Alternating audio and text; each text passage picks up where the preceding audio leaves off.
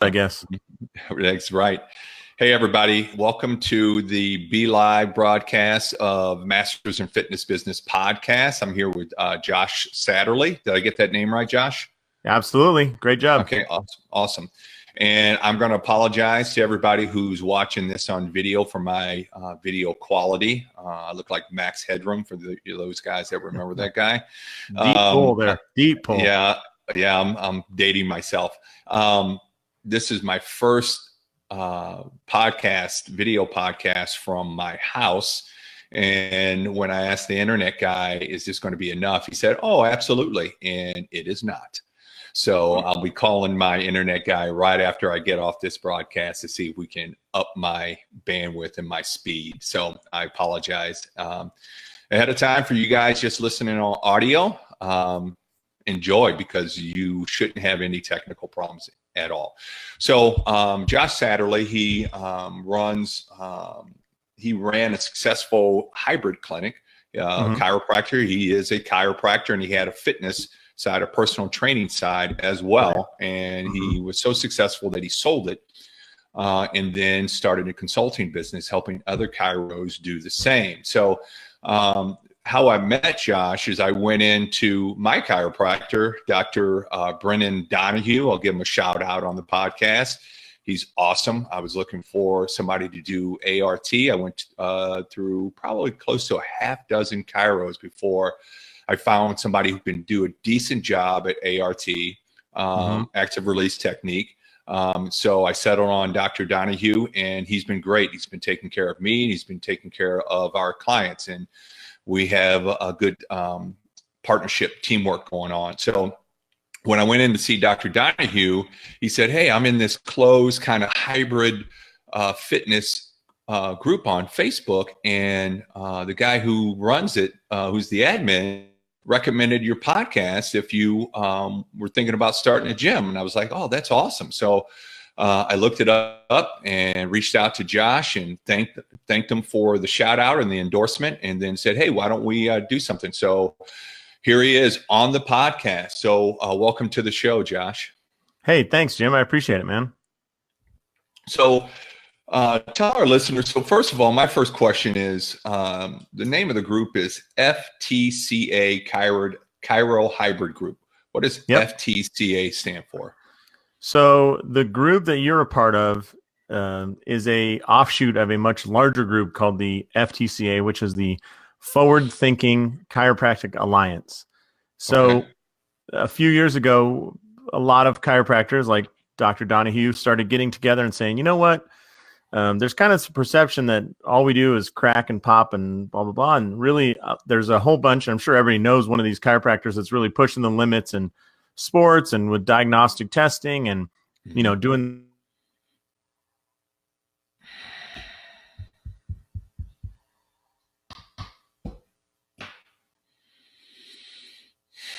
And start kind of talking all those things because. Hey, Josh, I lost you. I lost you for a bit. So can you go back to that part where you were talking about chiros who are doing more than just the adjustments?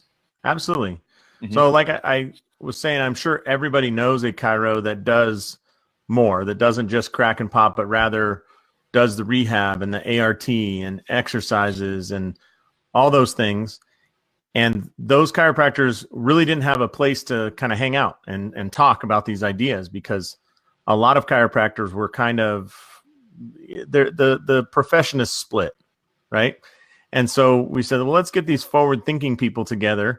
And a guy named Dr. Bobby Maybe put together these Facebook groups and started inviting all those people and put up a pretty good filter wall against people who are doing the more, 5-minute and less visit, and saying, well, let's have a place for the people that are doing like the 15 to 20 to 60-minute long visit where we're truly changing people and the way that they move and exercise and things like that. Okay. So this little group, the FTCA Chiro Hybrid Group, is for that group of chiros that also want to add a gym to their clinic. Okay. And that's an interesting, actually, it's a kind of a natural offshoot, I would think, a natural outgrowth of the Kairos, especially forward thinking Kairos. So tell me how you understand exercise, brother. Well, you go in to try to get fixed, but then you have to do something to make it stick and stay. So how did you come up with that idea, and how did you run your clinic prior to selling it and then teaching the model to other Kairos? Yeah. So it started out, I was I don't know if you want to call it traditional chiropractic office, but a very small, like 900 square foot office, and added some rehab area, and I'd start doing exercises with my clients. So I did a lot of ART as well. I was an ART instructor for quite a few years. And, it's like after you loosen up that person, what's next? And usually it's like, well, I should probably start doing some stabilization exercises, some correctives, right? Mm-hmm. And so we started doing that in the rehab space. And then the next thing is you get to a point where you're like, all right, well, Jim has done enough correctives. I actually need him to hip hinge, and that's going to lead to something we call a deadlift, which, that's just in the clinic, we call it a hip hinge, and in exercise, we call it a deadlift, but need to do that. And so then they said, well, we should probably do it in a group setting because it's more fun, and it's always, better to have people around. And as that progression started happening, it would get to a point where I would send my clients off to a trainer. I'd say, like, all right, you're at this point, Jim, you should go off to see, this trainer, Matt, over here. The thing that drove me nuts is I was referring people every week to multiple trainers. And I always hated that I'd see some of these people back 6 weeks later with the same injury they had. And it drove me nuts, that stupid ping pong game of I fix them, or I don't want to say I fix them. They got better in my clinic. I send them to you, and you work for them for 6 weeks and don't honor the exercise they do. And then they're back in my office again with the same exercise. And honestly, both of us are going to lose because they're going to stop coming back to the chiro because it doesn't stay fixed. And they're going to stop going to the gym because it hurts. And I'm like, we got to do something else. And the problem was really like we weren't on the same page. We weren't communicating what we wanted to do with this client. So we started kind of assembling that. And I think the natural progression, like you said, is what's after rehab. The rehab is just early exercise. It's usually simplistic exercises in safe positions. So if we just progress that and start upping the positions and upping the demand, you should end up with things that look like exercise, and we can call it whatever we want. But the chiropractic office, it should be a derivative of a gym, in my opinion. Yeah, I agree with you because you're doing adjustments to the bones, to the spine, doing ART to loosen up the soft tissues so they can kind of go back to their full range of motion and everything. But muscle is what moves bone and stabilizes bone. Yeah. So that's why you have to do the exercises to build up that strength so that those adjustments can stick and stay. And you get long-term benefits from that. So I'm on the same page with you there. And it doesn't matter. Like if in the case, let's say your hip joint, everybody's going to use different words to describe this, but if you just think about the hip joint,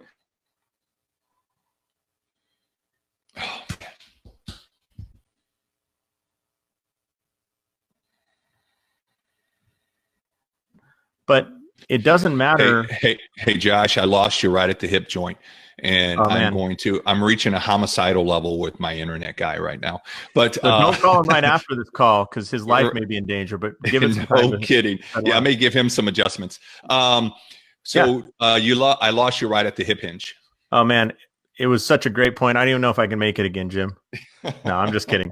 So in the case of the hip, I know that through loosening up surrounding structures and getting that joint to move more, that's great. But that doesn't matter if as soon as you apply load or weight, everything goes back to the way it was. Like I haven't done you any service, right?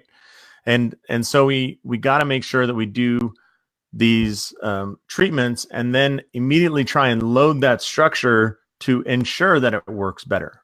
Because it's like learning if I taught you how to swim, but you're standing next to a pool, it's like, that's great, but that doesn't really matter. Like get in the pool. And it's like, well, that's really hard. It's like, yeah, that's really hard. It means you'll be better when you can do it. Yeah, absolutely. To ingrain those modes. Okay, so when you started your clinic, your hybrid clinic, you were frustrated with sending them out, referring clients out, and you had, like you said, that ping pong game. So Mhm. did you eventually bring trainers in house where you were managing and running the hybrid side? Yes, we brought in trainers to do the, early in a business, like we had to keep the payroll fairly low. So we did Mhm. just a few hours a week of bringing a trainer in that would work with one, two, maybe three clients at a time. We didn't have a lot of space either, but one, two, three people at a time, kind of getting them in that group training. And we quickly realized we needed to expand. So we went from that small, I think it was around 1,000 square feet, and we expanded into a 5,000 square foot facility that was 1,200 of clinic and about 3,000 square feet of gym, and then the rest was bathrooms and waiting rooms. Uh, excuse me. And in there, we hired full-time trainers. How many did you have? To start off, we had like one full-time and two or three part-time. I mean, one of the people was part-time as in like 8 hours a week, part-time, like very little. I don't even, hold on. That might be even less. Might be 4 hours a week. Yeah, twice a week for 2 hours. Yeah, that's 4 hours. So, you know how it's easy to get a lot of part-time staff in a gym. Like, Yeah. at one point we had 13 employees, and I'm just like, but nobody was working more than 20 hours a week. And you're like, this is a lot of attitude and a lot of personality to keep in line for not a lot of workflow. A lot of cats to herd. Yeah. So what were you paying the trainers, if you don't mind me asking? Now, keep in mind, was this in Vegas where you opened this Yeah, up? So it's exactly. a different demo. Yeah. Okay. So Yeah. what were you paying your trainers? I can't remember what we were paying hourly for the other stuff, the, administrative and all that. But in anything personal training, we would pay 40% of whatever that hour brought us. So we had some golfers that were doing some high level stuff. And they were paying a lot of money for those hours. So that was more beneficial. And then we had some folks that were kind of coming out of the clinic and needed some higher level rehab, but weren't paying that top dollar. But our average for the hour, I think, was $115. So whatever 40% of that is, it's going to be, say, $45, something like that. Okay, Which gotcha. I think is pretty damn good if you're, Yeah, you didn't have to do the marketing and stuff. Yeah. Yeah, absolutely. And then the payroll kind of controls itself. It's a fixed expense from a percentage standpoint, so it doesn't get out of control. Supposedly, it often felt like it was going out faster than it was coming in, but yeah. Yeah, it's always your biggest expense, no doubt Yeah. about it. So, and your biggest headache, Yeah. when you have all those employees. Okay. So how did you get to the point to sell it? Because I know when I interview fitness business owners, they think, oh, I'm a great trainer. I'm going to open a gym. It's going to be great. I'm going to be, rich. I'm going to be able to pick my own hours, be my own boss, all those things, all those myths that get destroyed within the first year of running a business. Yeah. So, but nobody, I shouldn't say nobody, but very few people start a business with an exit in mind. Mhm. And I had a former guest on, Tim Fulton, who that's what he does, is he prepares business for exit strategies, for selling, talks about different exit strategies. So did you go into this hybrid clinic with an exit strategy, and how did you package it for sale, or what happened? Did somebody approach you? What happened? And it sounds a whole lot cleaner and packaged. I lost you again. So how did you package this? Yeah. So it was one of those deals where it kind of organically came about, and I wish I could say it was packaged up, and it fell right in line with the early exit plan we had designed 7 years earlier. And, like we hit these metrics and everything. What really it was, let me go back a little bit. One of the things I'm most proud of, and one of the reasons I consult and tell people that this model works so well, I'm going to go deep here, but I hope that's okay. So, Absolutely. Like in healthcare, everybody from chiropractors to dentists to medical doctors is all dealing with crappy repayments. Mm-hmm. Insurance companies want more and more service for their patient, but they're willing to pay less and less.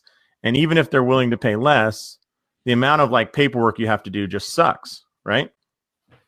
So it's a time-based procedure, and the most simplistic way to solve that problem is just spend less time with people. But most of these forward-thinking chiropractors that I spoke of don't want to spend 3 minutes with somebody because we don't believe that that's going to help them, right? So you got to spend more time. Well, the problem is that if you're going to spend time, that's money, right? And it gets difficult to ask the client to pay a certain level. And what I looked at was, I'm a big fan of the FMS, the functional movement systems, the FMS and the SFMA. I teach the SFMA to other chiropractors.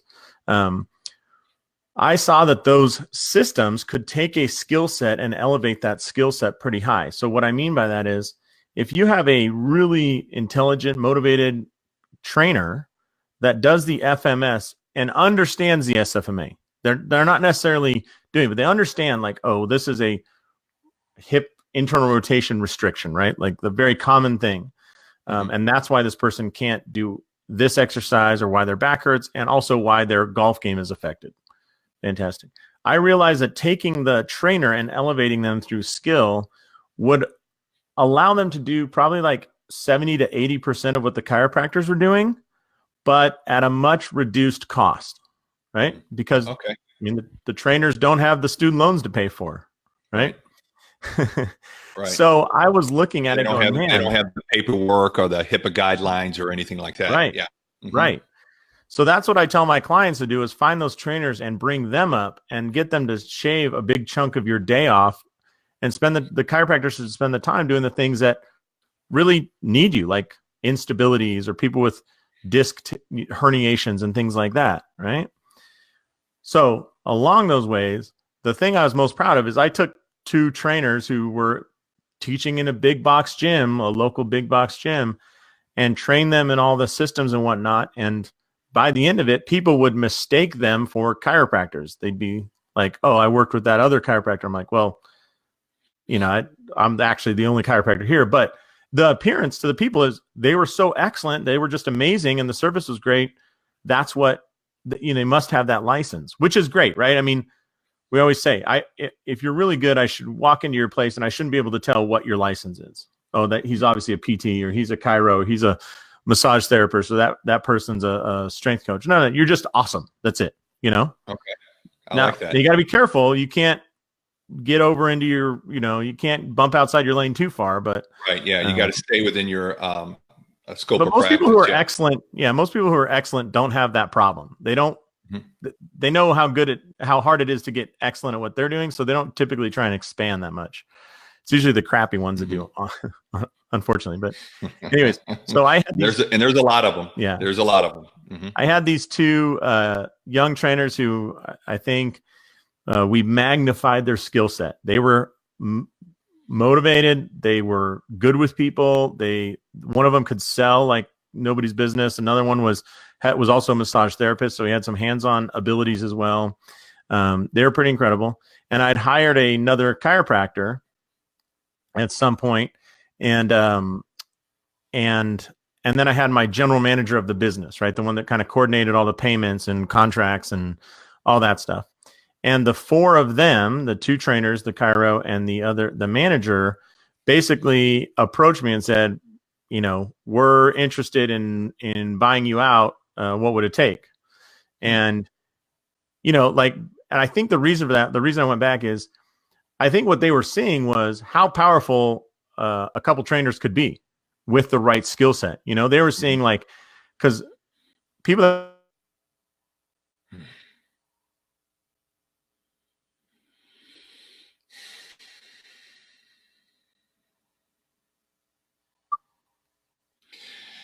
Jim?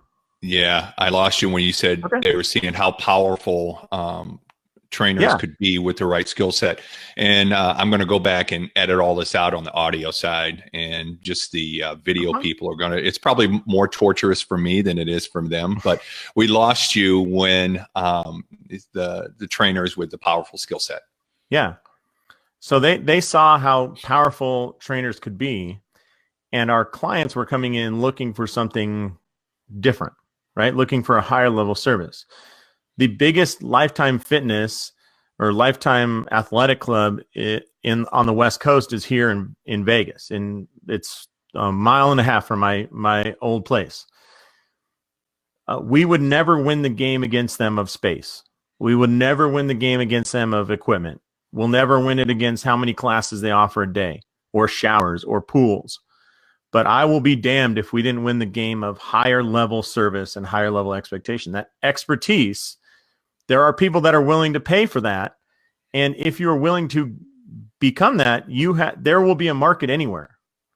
And people always go like, oh, this price. I always use golf with my clients and say, like, there are golf courses in every town, right? Multiple. How many golf courses do you think are in your town, Jim? Oh, hundreds. Right. Now, out of those, are there country clubs? Yes. Yes. Not all of them. Right. Yeah. But that is a perfect example of, in any market, there is room for a higher level service if you establish what the higher level service is. The country clubs don't have any different grass. They don't have any different. They're always 18 holes. Sometimes they're better layouts. Not always. I mean, there's a lot of public courses in Vegas that are better golf courses than the country clubs. But what do they offer? Service and expertise, right? Right. So in the gym world, you can offer the same thing. So we went after golfers. That's why I keep talking about golf.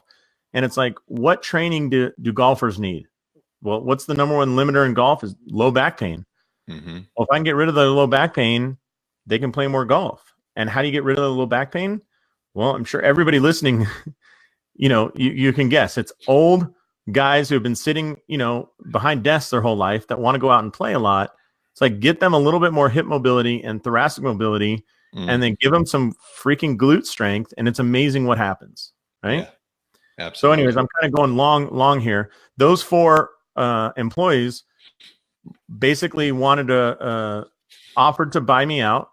And I think that, I don't know if you've seen this, but I think when you get to a certain point too, the focus of a business sometimes changes. There was some friction internally with us. I think they wanted to go after more of the professional athlete. And we'd had some professional golfers that I built relationships with, and professional baseball players. And they wanted to go after that. And I think that the market truly we should have wrapped arms around was the country club golfer. They're not exciting. They're not sexy. They pay well. They're there all year. They have the money. But, like, I'll take baseball, for example. I just got done working with 3 different pitchers this year in baseball. And it's great for 2.5 months. And then it falls off. You don't get 12 months of greatness out of them. Right. Now, you can brag about it. You can post it on Instagram and all that. Or if you sign an NDA like I did, you can't post on Instagram. But there's this idea like, oh, I want to work with pros. Like, okay, that's great. And it's glory. But really, long term, you got to look at, how do you want this business to be? And the country club golfer was our bread and butter. If we had 100 country club golfers, that's all we would have needed, right? That would have been a business, because some of them were paying $550 a month for a combination of training and clinic and all this stuff. And it's like, dude, it's that's a pretty damn good income every month from a gym member. Yeah, but you have to make it feel very, as my friend Charlie Weingroff says, very golfish. Like they have to feel like it's golfy. So, anyways, they offered at the same time. How would I say this? Some rebuilding on my family front with my wife had to occur. Gotcha. And those 2 things kind of aligned perfectly. And I think one.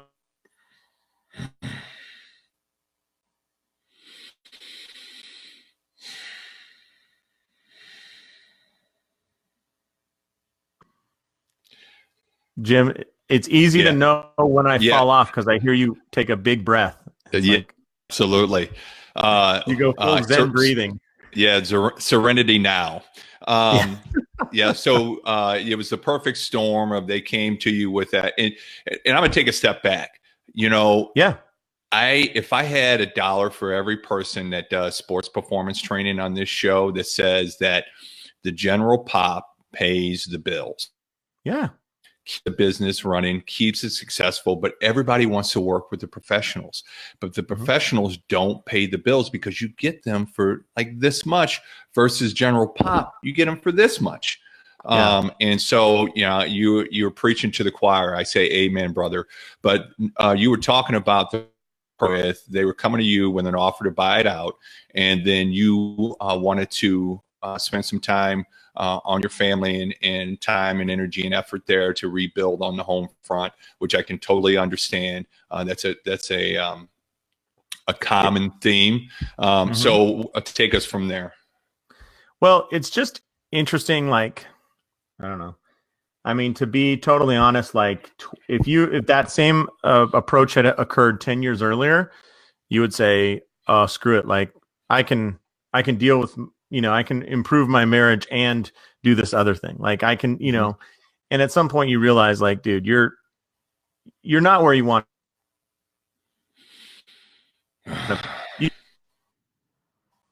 Yeah, I fell off again. Yeah, you were saying, yeah, dude, you're not where you want to be. Yeah, okay. Jim.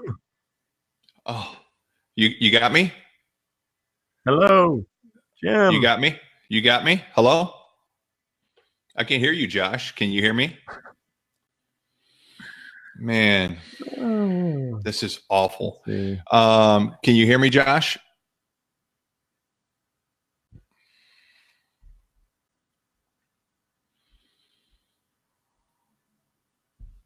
I can hear you. Can you hear me?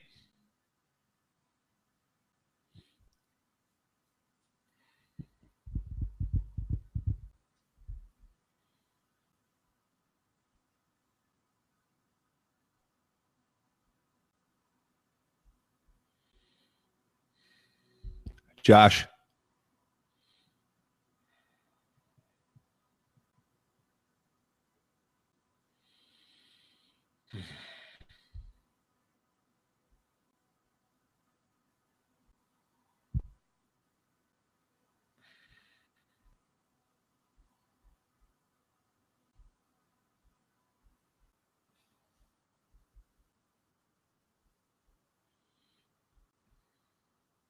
Hello, Jim. Yeah, I got you. I got you Hello. now. Can you hear me? Josh?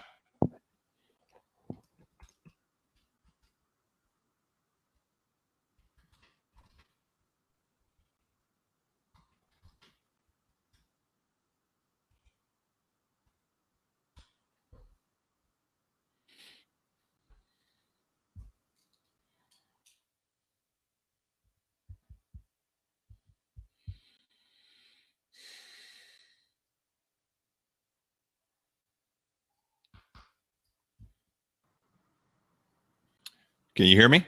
I can. Awesome. Yeah, I got you. God, oh man, it's going to be quite a phone call after this. So you were saying if they approach you 10 years later, so it was a perfect storm for you. This is a perfect picture of business, right? You were told by somebody this would absolutely work. The technology company said, no problem. It absolutely works. And yet when you go to do it at the best points, something always comes up. Right. Yeah. This is a perfect lesson in business, right? Yeah. I tell people, they say, what's it like owning your own business? I say, sometimes I really love it.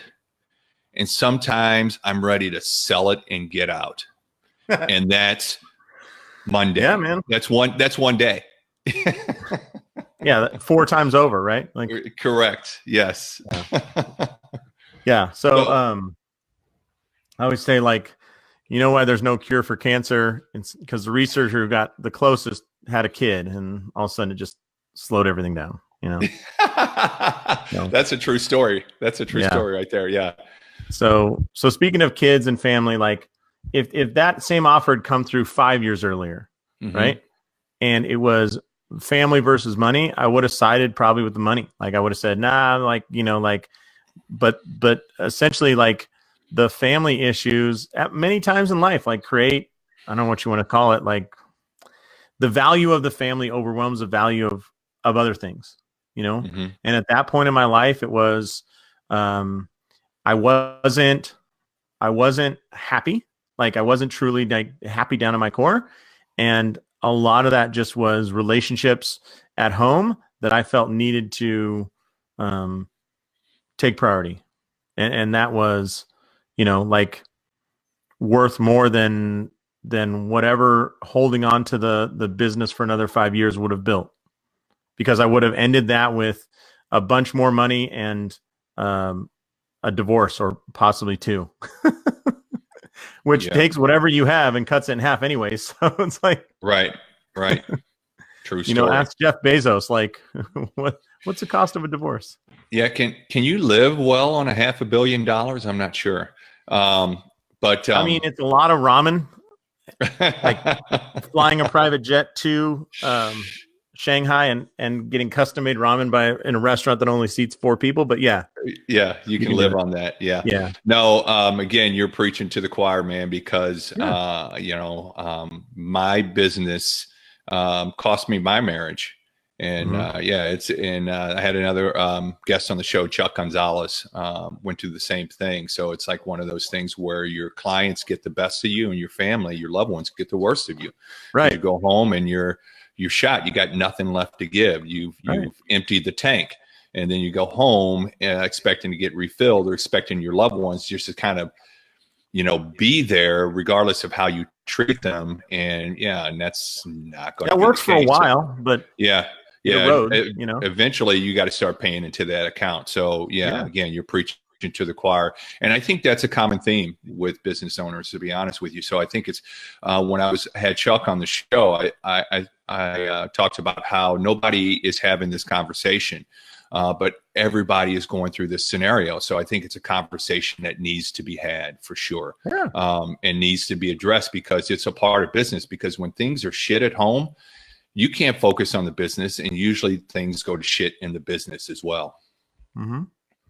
So So it's funny because you do that with your family, but honestly, in business, like if you open another business 10 years from now, like I would guess, and I think that everybody that goes through some versions of business ends up with one that connects very well to the people they're selling to, rather than just offering a service to those people or a product.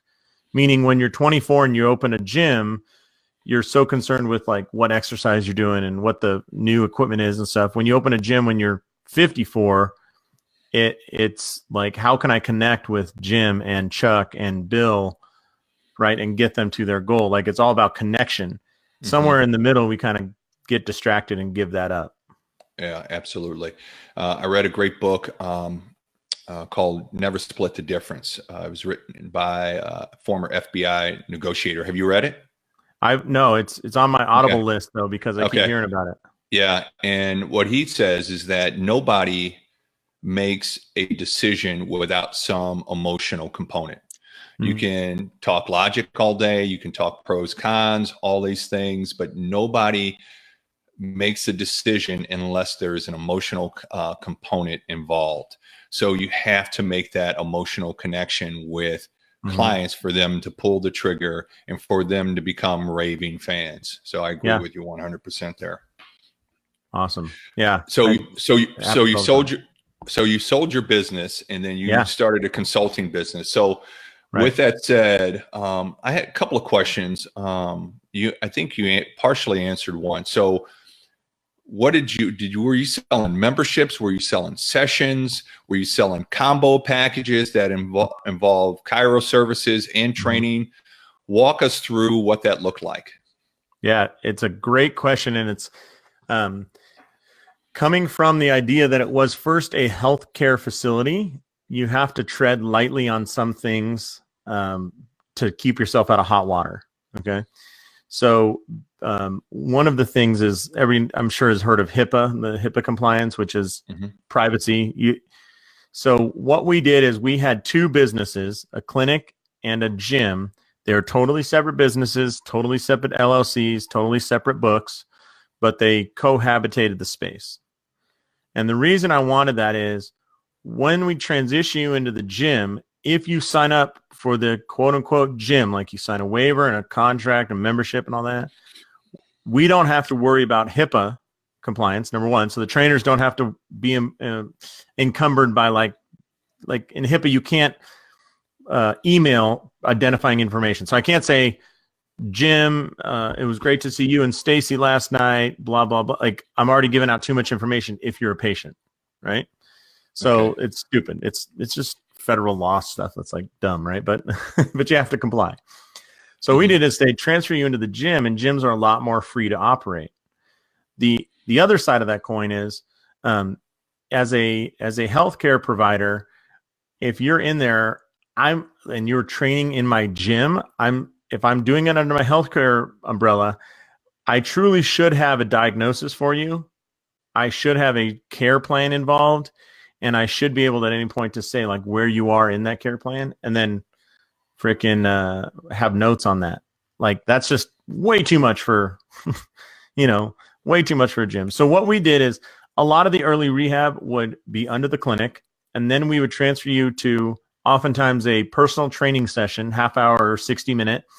And that would be your 1 to 4 of those would transition you into the gym. But in the gym, the goal was small group training. It was always group training. What we ended up getting a lot was people liked the one-on-one attention and they liked the service they got. So again, those trainers were excellent, and so they kept going with the one-on-ones. And we were working in the world of golf, and a lot of those folks are wealthy individuals, so they could pay for the one-on-ones as well, Right. And we had one guy paying $1,500 a month, and he flew to his ranch like 1 week out of every month. Like he wasn't even there for 25% of the time, but when he was there, he better damn well get his, I think it was 8 a.m. appointment. Like that's his time, Yeah, everybody loves clients like that. So, so you were running them through the clinic. And then you were doing the billing, HIPAA guidelines, insurance billing, all of that, co-pays, running it just like a healthcare provider. And then when they went to the gym, were they signing a contract that, were they getting X amount of sessions per month? Yeah, was it per session? Membership. I mean, a typical membership is like, hey, you're signed up for, 3 times a week of large group training at these times, or you're getting small group training at these times, or one-on-one, whatever it was. Okay. Excuse me. And then we did some, what we call performance care. So again, like we would, performance care to us meant there's not a diagnosis because there's no injury, there's not pain, but it may include additional services like massage, rehab, and the training. It's kind of that mixture. If you say that you're treating pain though, you're supposed to then, like in the world of healthcare, pain equals healthcare equals diagnosis equals notes and malpractice and all that stuff. So you might say you're very, very sore, but we wouldn't let you say you have pain. Okay, gotcha. But I mean, in all seriousness, like, I'm sure you've had some tweaks and some aches that inherently from the years of training, like, okay, this is going to clear up in 2 or 3 days. Maybe I could get some ART on it, right? But I don't need a full workup. Right. I got you. So then you can kind of adjust on the fly. Who was doing the programming? Were you doing the programming, or were the trainers doing the programming once they transitioned to the gym?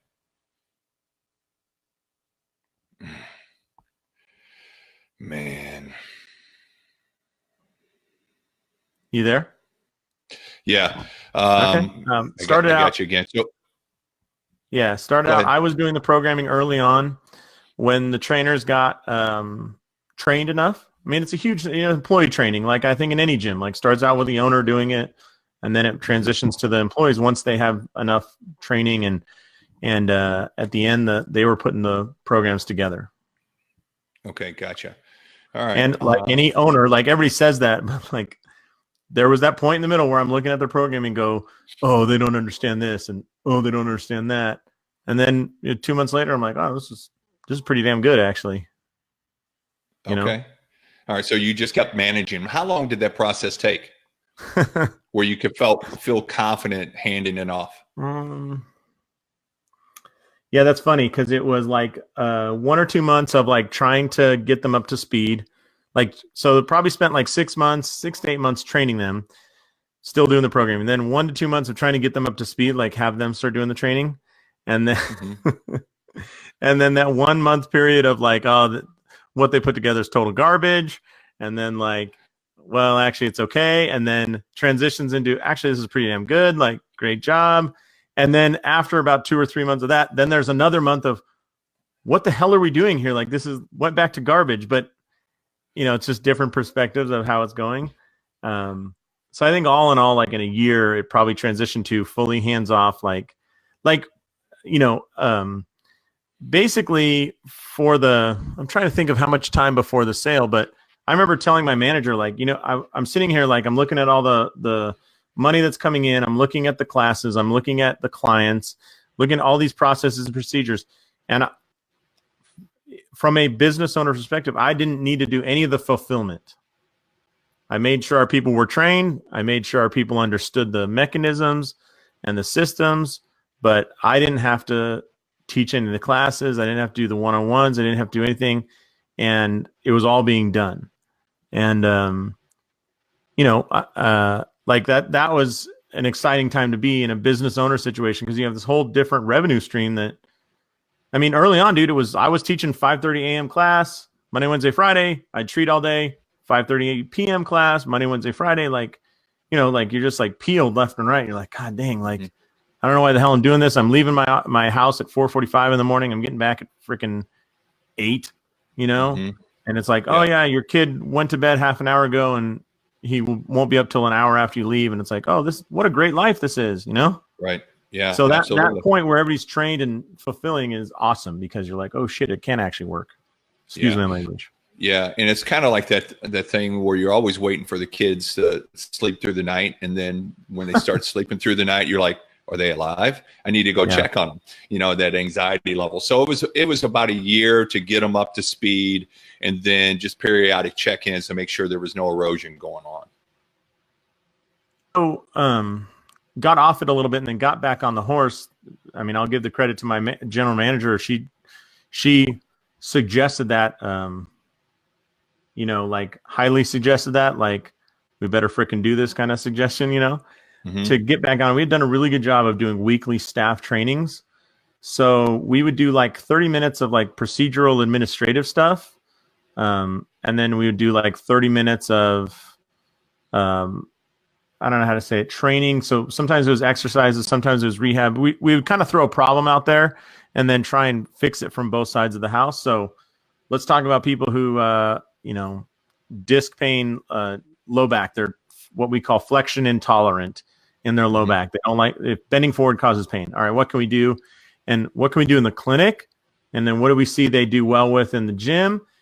And the best part about that for me is the amount of information that flowed up to the clinic from the trainers was way more impactful than what went downstream from the clinic to the trainers. The trainers were bringing more to it going because, like one of the secrets of why a gym is so great is like the number of interactions you have in a week is insane. What, 3 to 4? Like, I don't know how many, in your gym, how many times a week people come in, but let's say 3.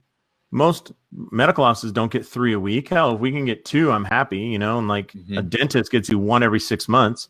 So there's more interaction. And then there's also more within that interaction, they're going to see more versions of you. Like, hey, I notice people that have this pain do this and they fatigue quickly. Or I'm trying to think of a really good example.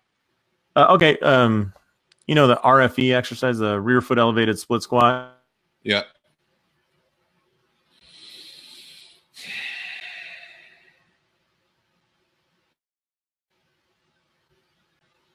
You there? Yeah, you were saying the RFE? Yeah. Okay. Split the squat. RFE, the rear foot elevated split squat. So we were coaching I call them Bulgarian squats. Yeah. Yeah. Whatever you want to call them. I remember one where we were using that for back pain clients. And then one of the trainers said, one thing I found is that the angle of the torso, so I'm doing it this way, this sometimes causes low back pain. If they're angled forward and their chest matches their shin, it seems to relieve. And I'm like, son of a bitch, that's right. Like, he was 100% right. Ironically, it made me think there's a clinical test called the straight leg raise, the SLR. And there's a modified version of that if I took that RFE and I flipped you on your back, the orthopedic test looks exactly like what he's saying. That the angle of the shin and the chest, like, it's this crazy idea. But anyways, that idea, I was like, that relieves a lot of pain. And it was great because now we had an option to give people lower body training without pain, right? Which, when your low back hurts, have you ever had low back pain? Oh, yeah. Yeah, it affects everything. Everything. Right? Everything. And so if you can create an environment when that person can actually exercise with no pain, even if you have to modify like crazy, but just the psychology of you holding 40 pounds in your hand and being able to do an exercise and there's no pain kind of rattles the cage or shakes up that snow globe of how long am I going to be in pain? How much pain am I going to have? And that exercise does a really good job of telling people, like, this is temporary.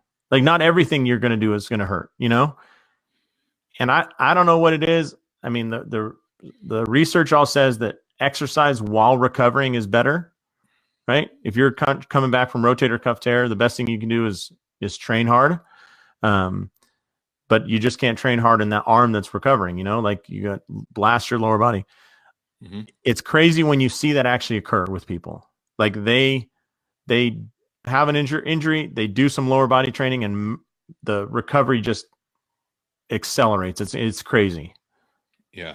So, but anyways, going back, the trainer was the one with the keys of the universe there. It wasn't the Kairos.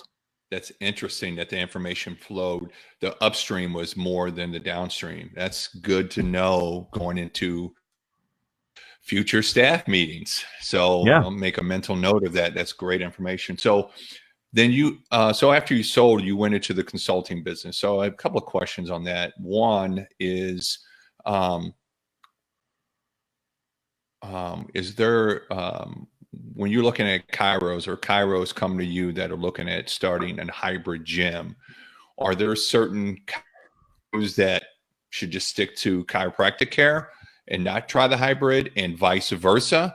And what kind of mindset do you need? Because I know in the fitness business, you get a lot of, when you're talking about the E-Myth titles, you get a lot of technicians that try to fit themselves into the entrepreneur role. And then it winds up disastrous, where if you're starting a business, you need to be an entrepreneur role and take your technician hat off. Is that the same with your Chiro hybrid model? Oh yeah. Most Kairos, like, their business ownership stuff sucks, and their treatment skills might be great, but their business ownership sucks. I mean, it's very common. I think it's common in everything, lawyers and, you know, accountants, doctors, everything. So, yeah. So, so walk us through how do you know a Chiro would be a good fit for a hybrid, or should they partner with somebody else, partner with somebody for the fitness side? Yeah. So there's kind of three delineations. I'll just stick to just the Kairos first. And yes, they should hire somebody for the fitness, but I don't think it's good for them to hire if they don't understand what that person's doing. You know, they have to understand fitness enough to know, is this person good or not. So I have three types of clients, and people that think, I like your idea, but I have no idea what to do for rehab or fitness. I like your idea and I have some space and I already rehab and I might like to boost that up to fitness. And then I have some people that are like, I love your idea. That's not my idea. I'm just, you know, they like the service we offer. They already do they already do rehab, and they personally do a lot of fitness. Like, you know, hey, I go to whatever every week. So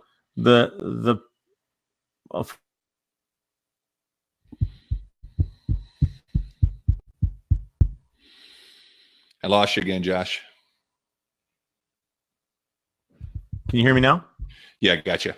Okay. All right. You're telling us about the third one. So some people just need the exercises to do to understand those things. And so, like, I'm a huge fan of the CFSC, Mike Boyle's certified functional strength coach. I think it's just a fantastic idea of the progressions and regressions in the list of exercises. Some people have that, and it's the keys to the universe. Now, I'm not trying to train a bunch of chiropractors to become trainers. My goal in my business is to have them operate a great business that employs trainers.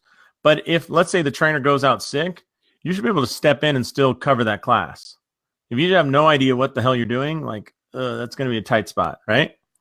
Mm-hmm. The same thing is if the chiropractor goes out sick, I want trainers that are able to backfill a lot of his or her schedule, right? Like, Jim here has a tight low back. It's his 6th visit.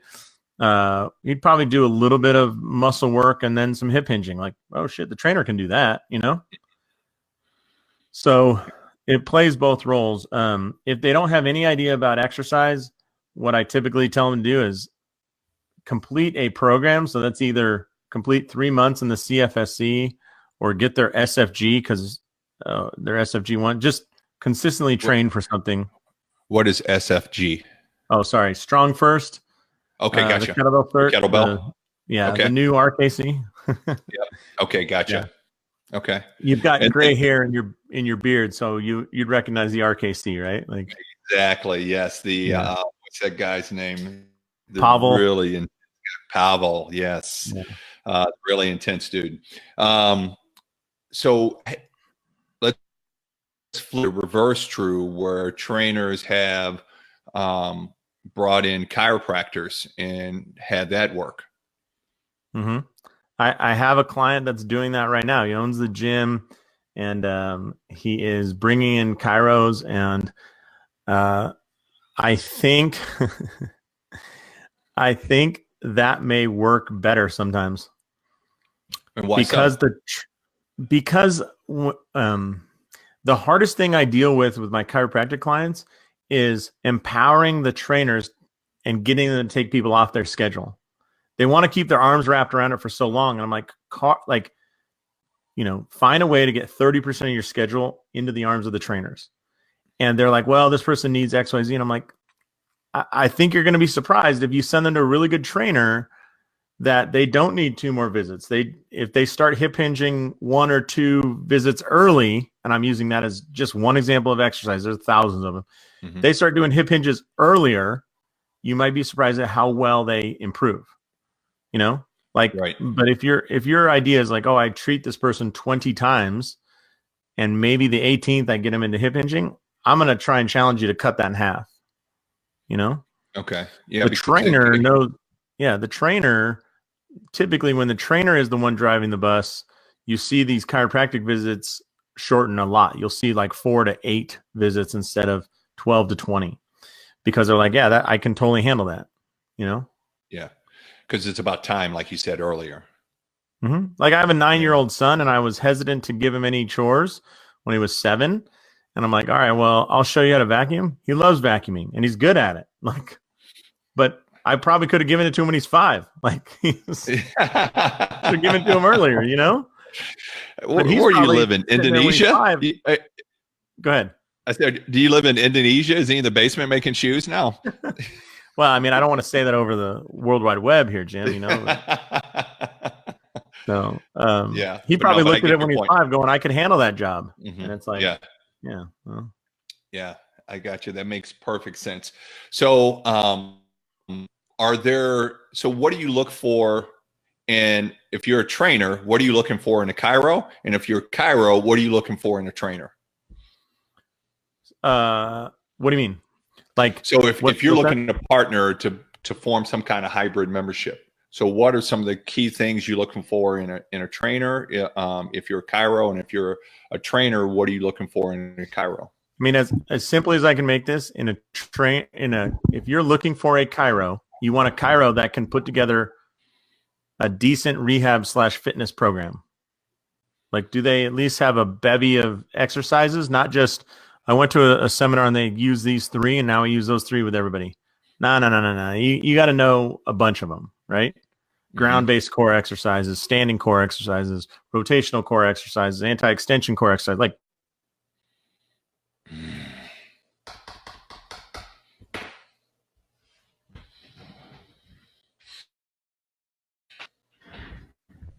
Lost you again, Josh. Yep. Yeah. So you're talking about having a bevy of exercises, ground-based. Yeah, they better have a library of exercises. Like, I mean, a library. Like, okay, tell me all the, the hip dominant lower body exercise, and show me all the, vertical pulling exercises that and variations of those. If they have a decent number, it's like, okay, this person is legitimate and they'll understand what I'm doing. If I'm looking for a trainer, this is my test. I'm gonna just tell you blatantly my test. Jim, what do you do with people who have low back pain in the gym? I try to stabilize them first. Okay. Try to get them to stabilize them without moving, and then try to stabilize them with movement. All right. I just use that as a litmus test. You obviously know what you're doing. I've asked that of like probably 20 trainers at this point, and about 12 of them have stared at me and gone like, I don't understand what you mean. I'm like, if you don't realize your clients have low back pain, like there's no trainer on earth who hasn't encountered a client with low back pain, right? It's inherent, especially in a population that sits. It's not the trainer's fault. It's not the exercise fault. It's the fact that we sit all day, right? Mm-hmm. If you look at me like a dog, like looking like waiting for a tennis ball, like move on. You're not going to get it. But like, what is the right answer to that question? I don't care as long as you have an answer that sounds like you said, I start to stabilize them or blah, blah, blah. I refer out. I regress 3 steps and see what I can do. I start asking them, does it hurt when you turn or when you lean back? I don't care what your answer is. As soon as you go into a process, it's like, okay, you've seen this before. You've done something about it. Right. Mm-hmm. I remember I was listening to the show and they're like, it was like a radio advice show. And the guy's like, yeah, my wife's pregnant and I'm really nervous because my parents weren't good. And I just want to be a great dad. And they're like, how pregnant is your wife? Oh, she's like 2 months along. What should I do? And the host said, the fact that you're calling into a radio station when your wife's 2 months pregnant, worried about this, like you're good. Like you're already like aware of that there's going to be an issue, right? Like, right. I don't need to worry about you. Yeah. You're being proactive. Yeah. Yeah. And so actually I tell a lot of my clients, like, if you want to find the best trainers in the area around you, like you want to hire one, what I say is host a workshop and say like, hey, this is a 2-hour workshop for trainers that, some strategies of working with clients with low back pain, right? Mm-hmm. And make it free or see if you can get NSCA units for it or, help them out.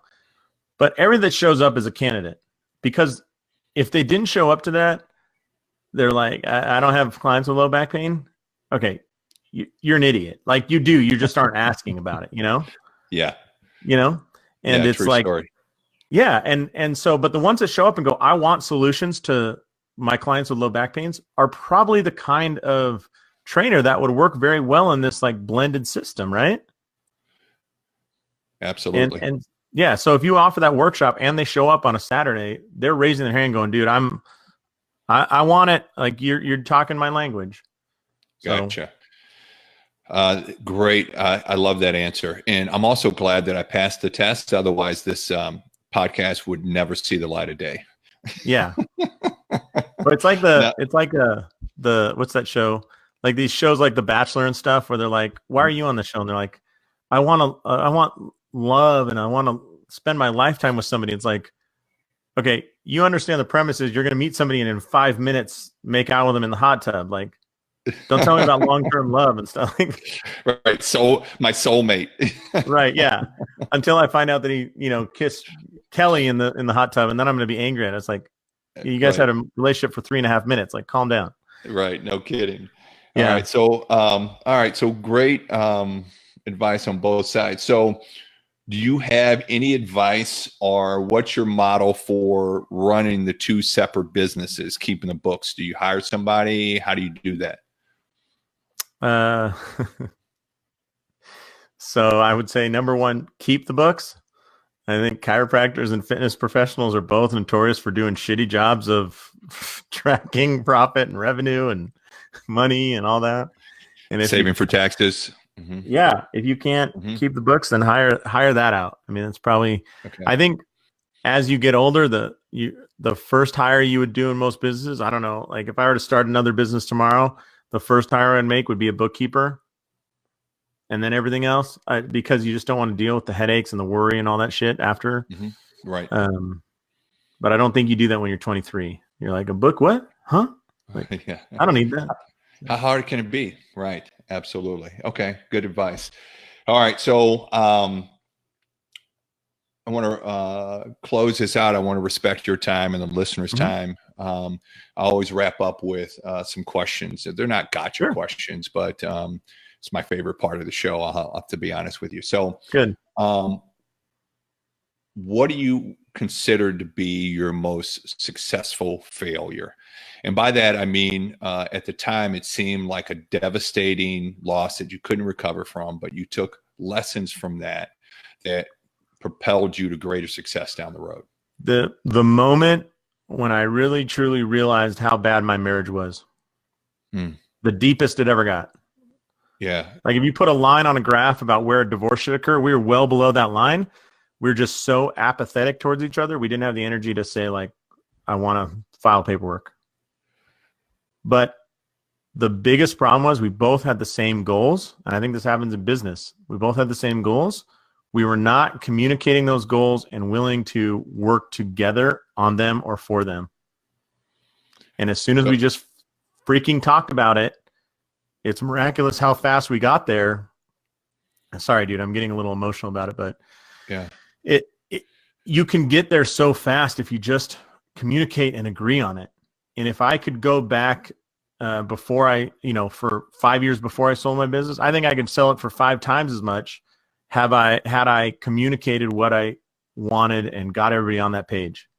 Had I gone back 5 years in my marriage and I communicated, like, we've come so far, Jim, so far.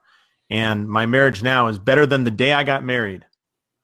But shit, did it take a lot of effort and learning and getting punched in the face by reality. Not like people say slapped around. Slapped around's comfortable. It wears off fast. Like if you've been punched in the face and you're sore like for 3 days later, like that's what I'm talking about. Yeah. Yeah. That's powerful. So, that's really powerful. It definitely resonates with me. So true.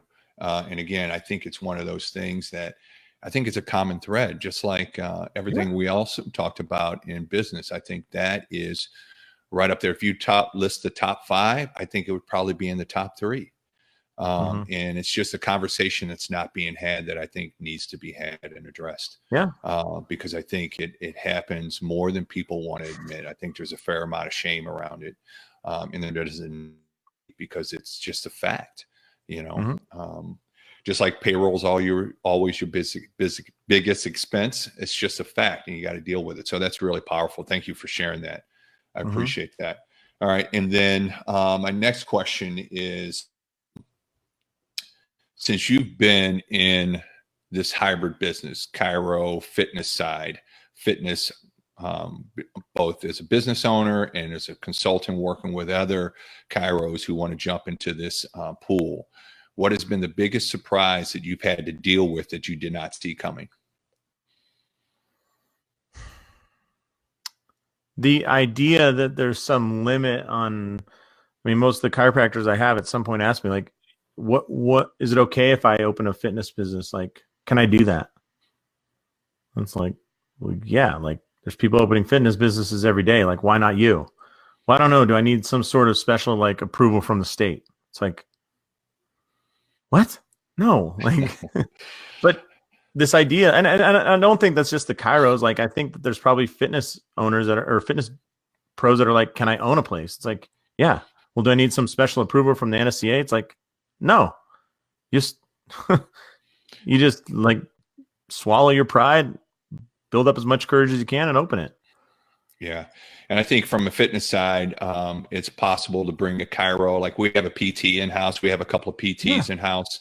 And I think it's a great model to build that team so that if it falls outside of your scope of practice, just refer them out. I think people think that speaking from the fitness side, I think trainers think that if I refer them out, I'm never going to get them back. Where it's just the opposite. If they say, hey, I got this going on, what do you think? And you're like, I don't know. That's beyond my capabilities, beyond my skill sets, but I got somebody that I can refer you to. And then you develop a relationship with that chiropractor, with that PT with that orthopedic guy or orthopedic doctor. It doesn't have to be a guy. And then they go out and they're like, you know what? I really respect that guy for saying basically, I don't know, but let me find out or find somebody who can help you. And then that respect level brings them back to you. And then you can work with that other person that you've brought on board your team to help your clients, and you're all working together, rowing in the same direction and make your client better. And that's the importance of team. And that doesn't mean they don't necessarily have to be in-house, but it helps if they are. So I think trainers can really start to think about, or fitness business owners can really start to think about bringing Kairos or PTs in-house to become that expert, like you said, so they cease being a commodity and they start being a product. And they become an expert that go to because people are willing to pay more, they're willing to travel further, all of those things if you're the expert, if you offer that exclusive service. So I think that's a great point. And a lot of people let their fear limit them, hold them back. 100% agree with the fear thing. A great book I'm reading right now is Brene Brown's Dare to Lead. Have you read that? No, but I'm familiar with Brene Brown. I've watched a couple of her TED Talks. And she was on Tim Ferriss's podcast. This book is absolutely amazing. I'd highly recommend it for anybody in a leadership position. And it's not about how to go hard and go harder. It's all about like how to lead people by being more of a person. You talked about shame, and there's a big section there on shame. But going back to you talking about the fitness thing, if I were a fitness pro, or those fitness pros that are listening and are like, hey, I'm opening up a place and it's one of these micro gyms, like 1,500 square foot, typical small facility. I mean, a good revenue model, I would definitely put in 2 or 3 private offices in the back and rent it out on purpose, put those in to rent it out to a PT or Chiro. Because there are PTs and Kairos every day calling, or every week, I would say I get an email from somebody saying, I'm opening up. Do you know any gyms that are, looking to have somebody? And I would just do that. I know somebody that has Monday, Wednesday, Friday is different Kairos, and Tuesday, Thursday, Saturday is another set of Kairos. So they doubled their revenue by renting it out only 3 days a week. Yeah, it's nice. It's crazy. Without having to bring in any clients. That's genius. That's right. And then that becomes a client stream, a referral stream. Yeah. Yep. Yeah. So you can take a hit and give the guy guy or girl a free month of rent because they're just bringing in clients left and right, Yeah, absolutely. Okay. And then that leads right into my next question. What was the name of that Brene Brown book? Dare to Lead. Dare to Lead. Yeah. So that's the other thing is I'm big into self-improvement, mindset, and awareness. So I asked people, what were the last 3 books that you read or podcasts that you listen to on a regular basis, or like, where do you get your self-development from? In the last 2 years, the best self-development I've done was the couples counseling. I did that consistently every week with my wife. I think there's like the stigma around that stuff, like around that and like mental health and all this. It's like, dude, if you walked up to me, Jim, and you got a wound on your arm, can you hear me? Yep, I got you. If you have a wound on your arm and there's just like pus running down your arm, I would be like, dude, go get treatment. Like, I will walk you to get treatment. And if I walk up to you and I'm like, if I know you, or let's say you walk up to me and you know me and my wife, and we, you have dinner with us, and afterwards you can see that there is just ooze coming out of that marriage that's not good. You going, hey, dude, you guys need to get that taken care of. And there's a set of healthcare professionals that's all they do. There's this idea that that's inappropriate or something. And I wish that wasn't the shame around it. So what have you gotten out of the couples counseling? Number one, that when we argue and yell and scream, we're usually fighting for the same thing, but we're just fighting the other person to get it. And it's like, well, you could be on the same team and doing it, So it's like a power struggle. Yeah. And it's like, does it matter? Like, if you're on vacation and you have money in the bank and your kids are well educated and happy, do you give a shit who was right? Like, what's the win? Your little ego Right. stroke, or the fact that you're, in Maui and, you've got 700 grand in the bank and, a great 401k. Like, come on. Yeah, absolutely. And And your kids are healthy. You guys are healthy. Yeah. Yeah. Yeah. All right. Yeah. That's awesome. And then give us a couple other books or podcasts or things that you do. the Brene Brown one I really liked, Dare to Lead. Another book that I really liked was Extreme Ownership by Jocko Willink. Yep. And actually the first chapter in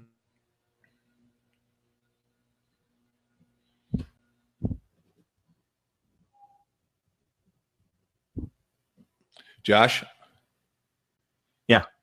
Okay, so you were talking about Extreme Ownership, the Jocko book. You were saying something about the first chapter?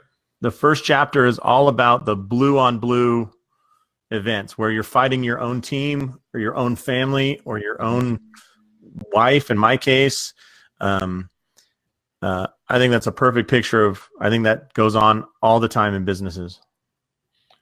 Awesome. If you remove all the internal struggle or friction, it's amazing how fast things will improve on the external.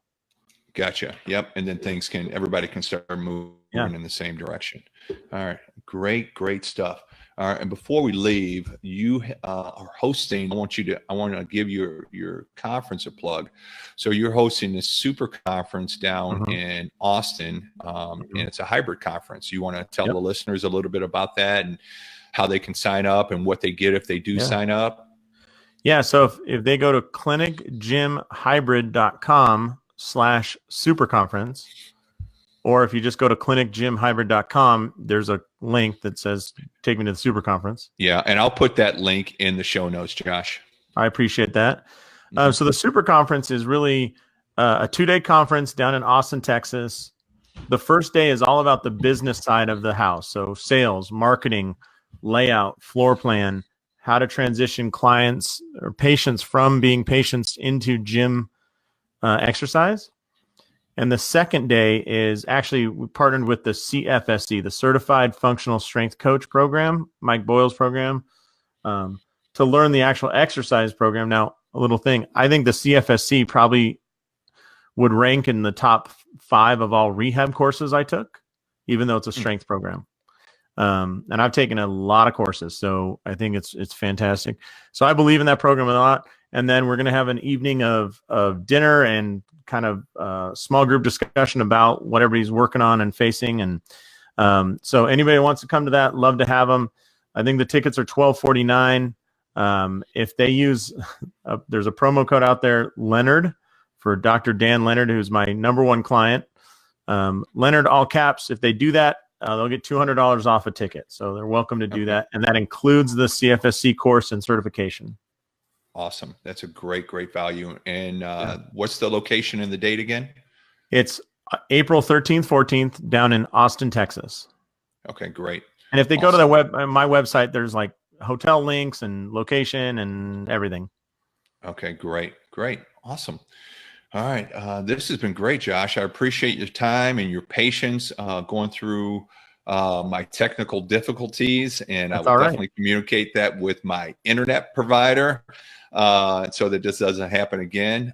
So this has been great, and I'd like to reserve the right to have you back on the show because this has been really educational for me. And I know from a fitness business side, we're always it's so competitive. We're always looking for ways to stand out, differentiate, rise above the noise out there. And I think something like this is a perfect vehicle for that. It's not for everybody, but for somebody who wants to pursue that and wants to own that niche, I think it's perfect. And I think it can be done. And I think you could be able to crush it and really impact some people's lives by doing it. I couldn't agree more, dude. That's why I started my company. All right. And then on that note, where can people find you, reach out to you if they want to get in touch with you, get more information, all of that good stuff? If they go to clinicgymhybrid.com, that's our website. You can, there's a link to